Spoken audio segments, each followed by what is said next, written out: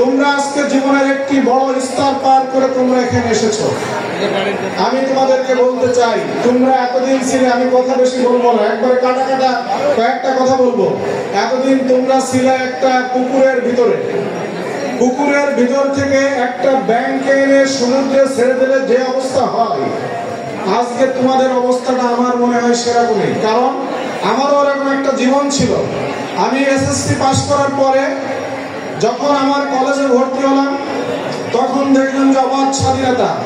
ক্লাসে না গেলে কেউ কোনো কিছু বলে না, যখন তখন ক্লাস থেকে বের হয়ে চলে যাওয়া যায়। এগুলো ঠিক কিনা? এগুলো করা যায়। এরপরে কি করা যায়? তারপরে এখানে অত বাইন্ডিংস নাই, বাড়ির কাজ করছো কিনা, কই জমা দাও, দেওনি কেন, লাঠি পিটা করা। এখন যদিও তোমাদের স্কুলে লাঠি পিটা হয় না, কিন্তু আমাদের সময় কি হতো, এটা খুবই একটা ভয়ের ব্যাপার ছিল। লাঠি পিটার ব্যাপারে স্যারদের কাছে এমন কোনো স্যার নাই যে এক পিস থাকতো না, কোনো কোনো স্যার দুইটা নিয়েও কি ক্লাসে ঢুকতো, কিন্তু তোমাদের সময় এটা নাই এখন। তা সে কারণে আমরা সবসময় দেখতাম যে এই কলেজে ঢোকা মানে অবাধ স্বাধীনতা, এবং এই অবাধ স্বাধীনতার ভিতরে যে নিজেকে নিজের আত্মপরিচয় ভুলে যেত, সে কিন্তু বিপদে পড়তো। আর যে নিজের আত্মপরিচয় সম্পর্কে সচেতন থাকতো, সে ঠিকই তখন তার জায়গাটা সে যথাযথভাবে করে নিত। আমরা দেখেছি বহু ছেলে মেয়ে এ প্লাস পেয়ে, আমাদের সময় যে এ প্লাস ছিল না, কিন্তু আমি যে সময় ছাত্র সংগঠনে কাজ করেছি, আমি একসময় খুলনা মহানগর সিংহের সভাপতি, তখন আমি দেখেছি যে এ প্লাস পাওয়া ছেলে মেয়ে যখন স্কুলে আসে, ওই ছেলে মেয়েগুলো কিছুদিন ভালোই কলেজে আসে, কলেজে ভালোই ক্লাস করে, এরপরে কিছুদিন পরে দেখা যায় তাকে আর কলেজে রেগুলার দেখি না, সব ক্লাসে দেখা যায় না। ওই যে অবাধ স্বাধীনতা, তাকে আজকে ক্যাম্পাস থেকে বের করে, শিক্ষকদের বাইন্ডিংস থেকে বের করে তাকে আজকে নিয়ে গেছে অন্যদিকে। তখন দেখা যায় এ প্লাস পেয়ে সে একটা সন্তান, একটা ছাত্র বা একটা ছাত্রী, সে কিন্তু ইন্টারমিডিয়েটে অনেক সময় ফেল করে, আমি নিজের চোখে তাদেরকে দেখেছি, ফেল করে আত্মহত্যা করেছে, এটাও আমি দেখেছি। এজন্য আজকে তোমাদেরকে আমি অনুরোধ করবো, তোমরা ছিলে এতদিন একটি পুকুরের ভিতরে, তোমাদেরকে এখন নিয়ে আসা হয়েছে একটি সাগরের ভিতরে। এই সাগরের ভিতরে অনেক ঢেউ আছে প্রিয় ভাই বোনেরা। এখানে মাদকের ঢেউ, এখানে অশ্লীলতার ঢেউ, এখানে বেহায়াপনার ঢেউ, এখানে সন্ত্রাসের ঢেউ, এখানে অস্ত্রের ঝংকারানি হয়তোবা তোমাকে আজকে বিপদগামী করতে পারে। তুমি যদি যথাযথভাবে তোমার এই নৌকার মাস্তুলকে, গার্ডকে তুমি যদি যথাযথভাবে হ্যান্ডেলিং না করতে পারো, তাহলে তোমার এই নৌকা ডুবি হয়ে তুমি দুনিয়া থেকে হয়তোবা একদিন নিজেও বিদায় নেবা। আমি কথাটা বললাম, এটা অনেক কঠিন কথা, কিন্তু এটাই কিন্তু নির্মম বাস্তবতা। একসময় কিন্তু মানুষ সেই পরিণতির দিকেই যায়। এজন্য আমি তোমাদেরকে অনুরোধ করব যে তোমরা এই সাগরের ভিতরে পড়ে ওই ঢেউয়ের তালে তালে যেন তোমরা বিলীন না হয়ে যাও, বরং যে এই ঢেউকে মোকাবেলা করার জন্য আজকে তোমাদেরকে সিদ্ধান্ত গ্রহণ করতে হবে। আমার শ্রদ্ধেয় স্যার একটু আগে বলছিলেন, তোমরা তোমাদের ধর্মকে মেনে চলো। আজকে এখানে হিন্দু আছে, এখানে আমাদের মুসলিম আছে।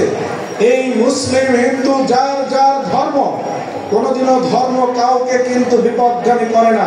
ধর্মের আবেদনগুলো কিন্তু মানুষের কল্যাণেই সবসময়। আজকে আমি বলে থাকি এ কথা, যে ছেলেটি মসজিদে যায় আর যে ছেলেটি মসজিদে যায় না, যে মেয়েটি নামাজ পড়ে আর যে মেয়েটি নামাজ আদায় করে না, তারা এক হতে পারে না। যে ছেলেটি আজকে মন্দিরে যায় আর যে ছেলেটি পূজা করে, সেই ছেলের সাথে যে যায় না, তার কখনো তুলনা হয় না। কারণ নিশ্চয় এখানে সে ভালো। আজকে পৃথিবীর ইতিহাসে তুমি দেখাতে পারবে না কেউ নোবেল নাটক উপন্যাস পড়ে পৃথিবীতে খুব বড় একটা কিছু হয়েছে, কিন্তু আমি 1000 পিপল দেখাতে পারবো যারা এরকম বিশ্বের শ্রেষ্ঠত্বের মর্যাদা আসন করেছে, যার তার ধর্মীয় গ্রন্থের ধর্মের প্রতি অনুসারী হয়ে সে কিন্তু ওখানে করেছে।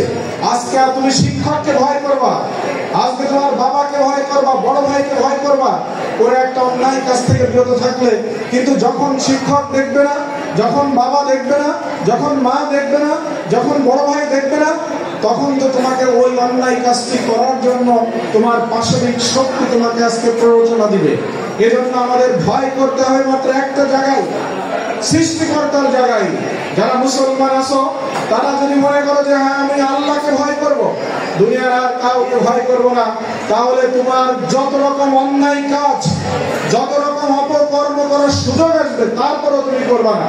কারণ এখানে কেউ দেখছে না, একমাত্র দেখছেন আমার সৃষ্টিকর্তা। যারা আমাদের হিন্দু ভাই বোনেরা আছো তাদেরও সৃষ্টিকর্তায় তোমরা বিশ্বাস করো।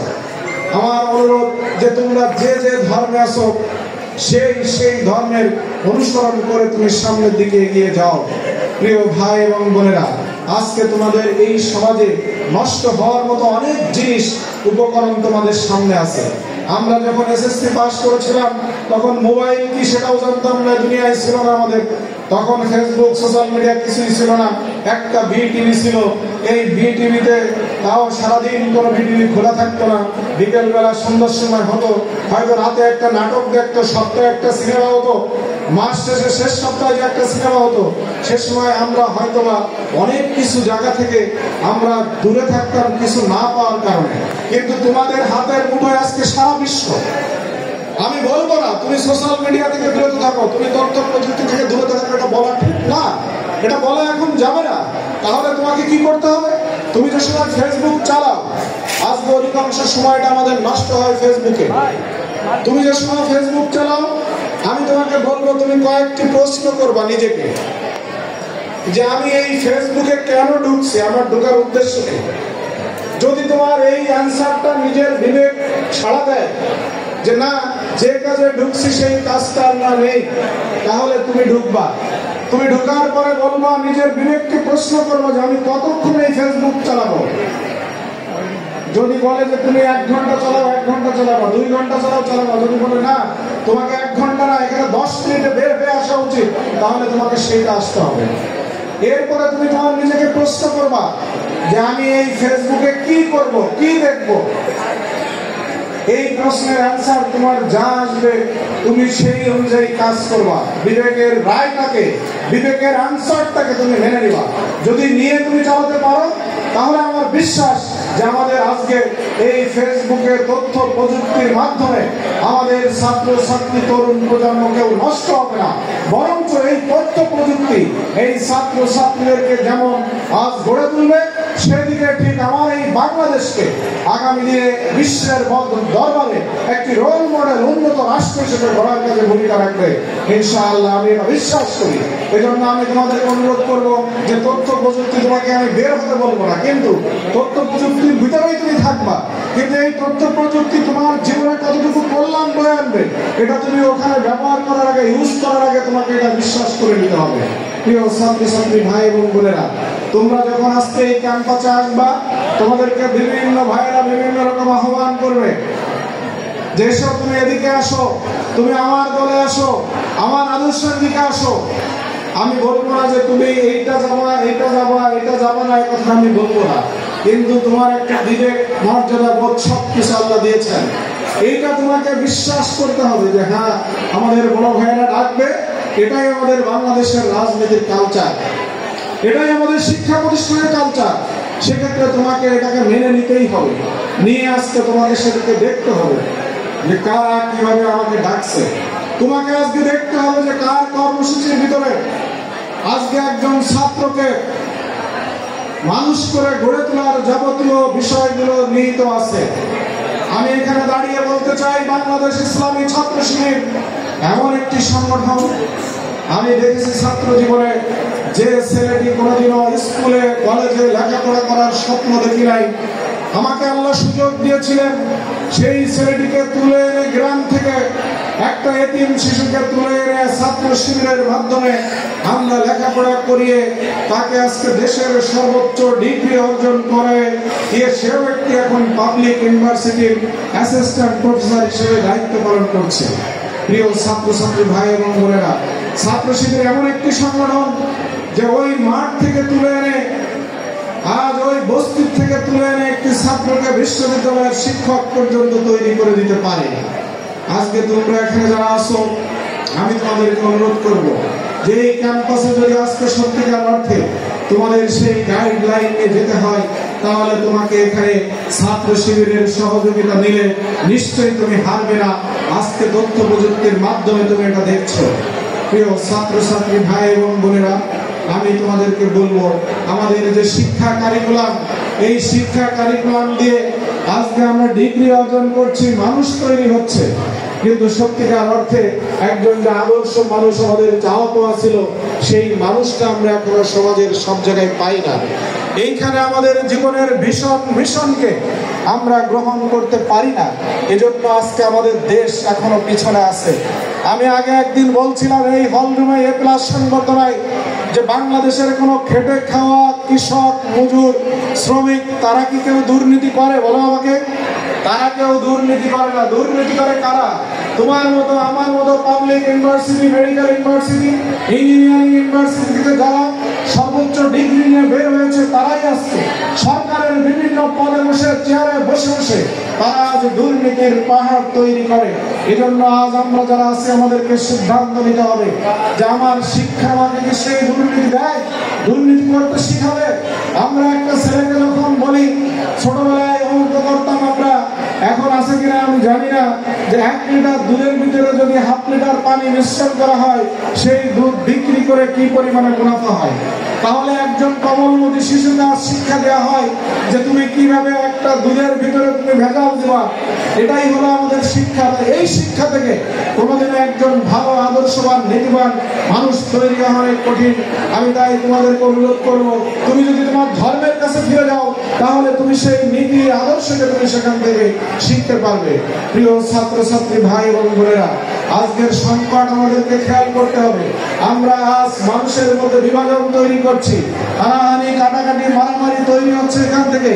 একজন হিন্দু ছাত্র একজন মুসলিম ছাত্রকে কখনো তার আপনজন হিসেবে অনেক সময় গ্রহণ করতে পারে না, কিন্তু সে তো আমার বন্ধু হিসেবে সবচেয়ে বড় আপনজন, এটা আমাকে দেখতে হবে, কিন্তু আমরা অনেক সময় পারি না। আজ তোমরা যারা আসো, আমি বলবো আমাদের সমাজের মধ্যে এই বিভাজনকে আমাদের দূর করতে হবে। আজকে আমি বলে থাকি, একটা অ্যাক্সিডেন্ট হয়েছে এখানে যশোর রোডে, যদি 20টা মানুষ আহত হয়, যিনি মানবিক মানুষ, যিনি উদার মানুষ, এই 20টা মানুষকে নিয়ে উনি দ্রুত চলে যাবেন হাসপাতালে। কিন্তু যাদের মধ্যে মনের সংকীর্ণতা আছে, যারা উদার নয়, তারা আগে জিজ্ঞাসা করবে এখানে হিন্দু কতজন আর মুসলমান কতজন। তারপরে সে বলবে যে আমি মুসলমান, আমার মুসলমান ভাইদেরকে নেবো, আমি হিন্দু, আমার হিন্দু ভাইদেরকে হাসপাতালে নেবো। এটা কখনোই কিন্তু সম্ভব না। প্রিয় ছাত্রছাত্রী ভাই এবং বোনেরা, আমি তোমাদেরকে অনুরোধ করবো, আমাদের উদার মানসিকতা নিয়ে আমরা যদি আজকে সবাইকে ধারণ করতে পারি, কে হিন্দু, কে বৌদ্ধ, কে খ্রিস্টান, এটা আমাদের দেখার বিষয় না। কে আওয়ামী লীগ, কে বিএনপি, কে জামাত, কে হেফাজত, এই হানাহানি দলাদলি করে 54 বছরের স্বাধীনতার পরেও আমরা আজ ধ্বংসের দ্বার প্রান্তে চলে যাচ্ছি। এই দেশটাকে আজকে বিশ্বের দরবারে রোল মডেল হিসেবে পেশ করা দরকার ছিল, কিন্তু সেইটুকু আমাদের দ্বারা সম্ভব হচ্ছে না। সমস্ত ছাত্রছাত্রী ভাই বোনদেরকে আমি অনুরোধ করবো, তোমরা যদি আজকে সেই জায়গায় দাঁড়িয়ে আমাদের যথাযথভাবে যার যার জায়গায় দাঁড়িয়ে ভূমিকা নিতে পারো, তাহলে আগামী দিনের একটি উন্নত, আমরা একটি বৈষম্যহীন দুর্নীতিমুক্ত রাষ্ট্র পাবো ইনশাআল্লাহ। আল্লাহ আমাদের সবাইকে তৌফিক দান করুন। আমিন। আসসালামু আলাইকুম ওয়া রাহমাতুল্লাহি ওয়া বারাকাতুহু।